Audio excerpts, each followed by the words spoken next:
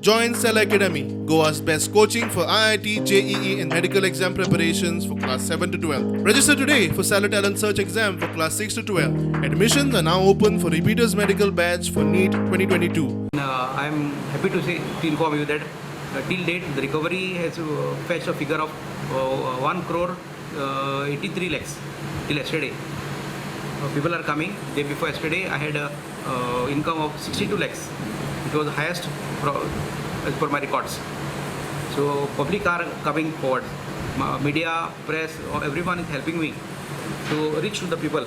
Though due to pandemic I could not reach the people for door-to-door serving of the notices, but this is an initiative taken by us and it has reached to the common man. And I could see there are crowds at the counter for paying the house tax and trade tax and other all types of dues. It's a healthy sign. There are still people are remaining. There are lots of business establishment which has not paid trade tax for several years. So through this medium, I am appealing to everyone. Don't force the municipality to take some coercive decisions. We have very healthy relation with all the business community of Margao. So I don't want to spoil any relation. We have set up the target of 2 crores till 31st of October. I am happy that I will be reaching to that figure. 183 till now, which another 1 week I should reach the figure.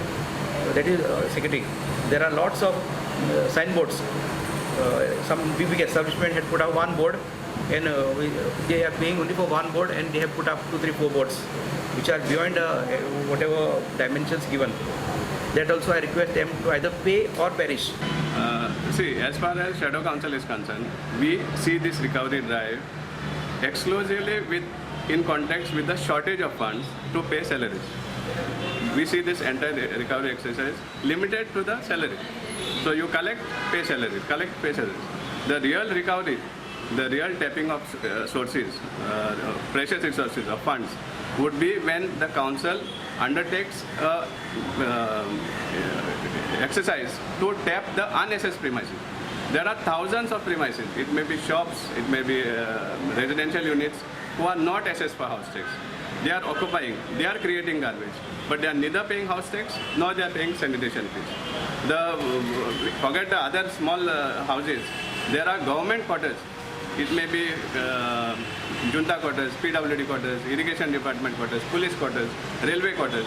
So many government premises are there which are occupied, which are creating waste, but they are neither paying house tax nor they are paying sanitation fees.